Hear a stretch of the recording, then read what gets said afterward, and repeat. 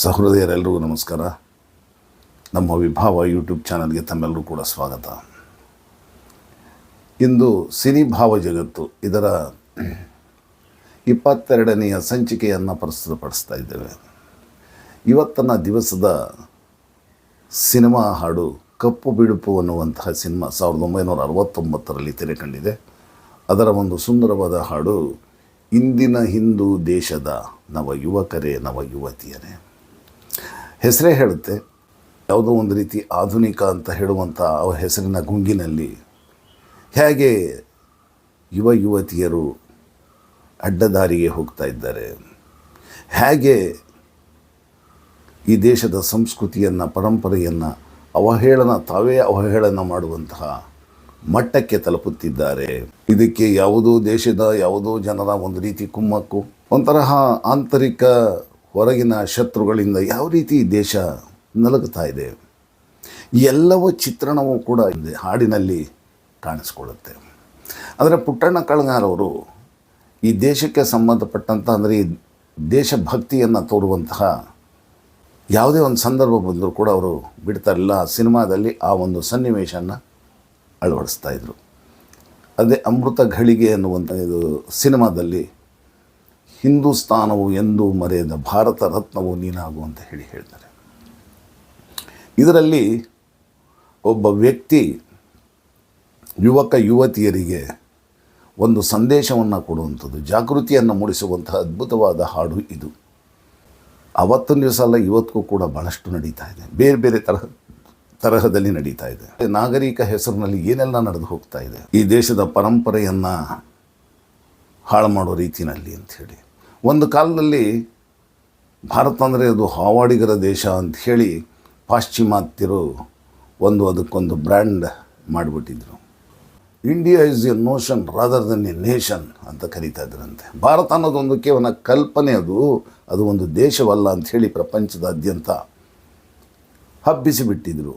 ಒಂಥರ ನೆಗೆಟಿವ್ ಇಮೇಜನ್ನು ತಂದುಬಿಟ್ಟಿದ್ರು. ಆದರೆ ಈಗ ಈ ರೀತಿಯಲ್ಲಿ ಆ ಕಾಲದಲ್ಲೇ ಆ ಜಾಗೃತಿಯನ್ನು ಮೂಡಿಸುವಂತಹ ಇವತ್ತು ಎಷ್ಟೆಲ್ಲ ಅವಘಡಗಳು, ಎಂತೆಂತಹ ಅವ್ಯವಸ್ಥೆಗಳು ನಡೀತಾ ಇದೆ. ಈ ಹಾಡಿನಲ್ಲಿ ಅದ್ಭುತವಾಗಿ ವಿಷಯವನ್ನು ತಿಳಿಸಿದ್ದಾರೆ RN ಜಯಗೋಪಾಲ್ ಅವರು. ವಿವೇಕಾನಂದರ ವಾಣಿ, ಶಂಕರಾಚಾರ್ಯರ ವಾಣಿ ಎಲ್ಲವನ್ನೂ ಸೇರಿಸಿ, ಮತ್ತು ಪರಿಸ್ಥಿತಿ ಹೇಗಿದೆ, ಯುವಕ ಯುವತಿಯರು ಹೇಗಿರಬೇಕು ಅಂಥೇಳಿ ಈ ಒಂದು ಹಾಡಿನ ಅದ್ಭುತವಾದಂಥ ಒಂದು ಚಿತ್ರಣವನ್ನು ಕೊಟ್ಟಿದ್ದಾರೆ. 1893ರಲ್ಲಿ ವಿವೇಕಾನಂದರು ಚಿಕಾಗೋಗೆ ಹೋಗಿ ಮಾಡಿದಂತಹ ಒಂದು ಭಾಷಣ, ಉಪನ್ಯಾಸ ಬರಲಿಕ್ಕೆ ಸಾಧ್ಯವೇ? Dear sisters and brothers of America,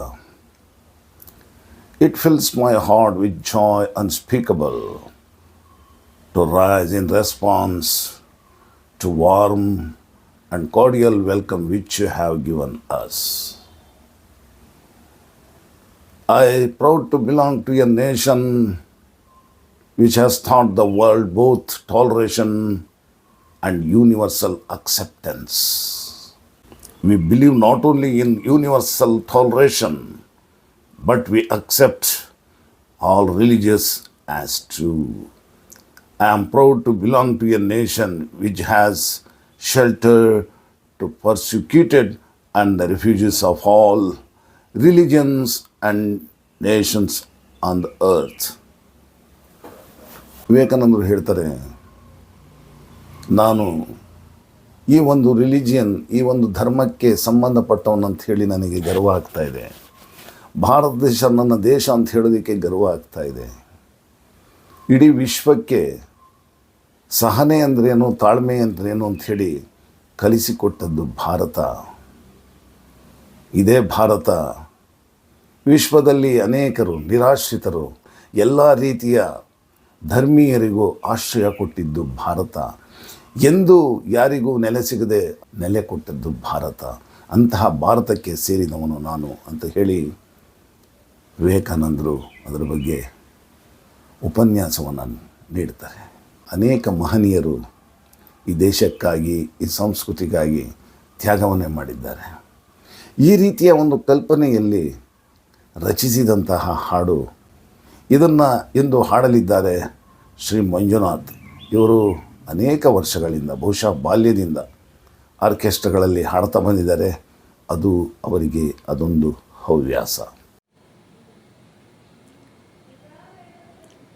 ಇಂದಿನ ಹಿಂದೂ ದೇಶದ ನವಯುವಕರೇ, ನವಯುವತಿಯರೇ, ಯಾವುದು ಕಪ್ಪು, ಯಾವುದು ಬಿಳುಪು, ಯಾವುದು ಸತ್ಯ, ಯಾವುದು ಮಿಥ್ಯ ಅರಿಯದೆ ನಡೆದು ಎಡಬದಿರಿ, ಎಡಬದಿರಿ,